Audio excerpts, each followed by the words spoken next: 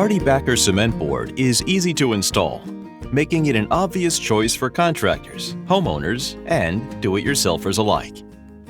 In this video, we'll show you how to make straight line and circular cuts, depending on your project needs. To start, you'll want to grab your scoring tool. A carbide-tipped scoring knife is recommended, but a regular utility knife will also do the job. Shears, whether manual, electric, or pneumatic, are also an option.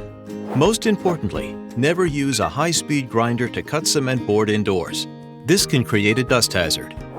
First, lay your HardieBacker cement board on a flat surface and mark your cuts with a straight edge. With your tool of choice in hand, you're ready to start scoring. Simply score along your straight edge, applying firm pressure as you go. If you're using our 1/4-inch board, you can score along the provided grid lines. If you're using HardieBacker 500 cement board, you'll want to score a few times to ensure a clean snap. Now you're ready to snap your board. If you haven't done so already, place your HardieBacker cement board on the floor and kneel on it for leverage. Applying pressure in 2 locations, snap the board upward along the score line.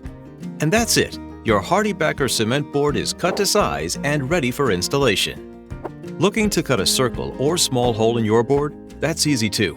Once you locate and mark the placement of the circle or hole, you may start scoring using the same tool as before. Score alongside the perimeter of your circle or hole and all the way across, from one side to the other.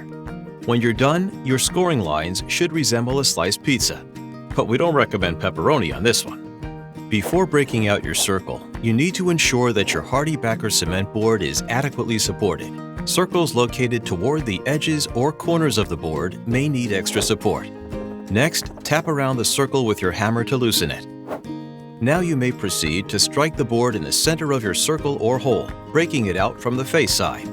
Anything that doesn't break off can be removed by hand. As a reminder, never use high-speed power tools like a saw or grinder to cut James Hardie products indoors, as this may generate excessive silica dust.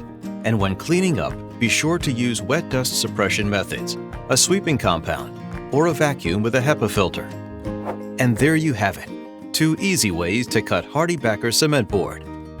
Use it for your next tile installation project and find out why HardieBacker cement board is the most preferred brand of backer board today.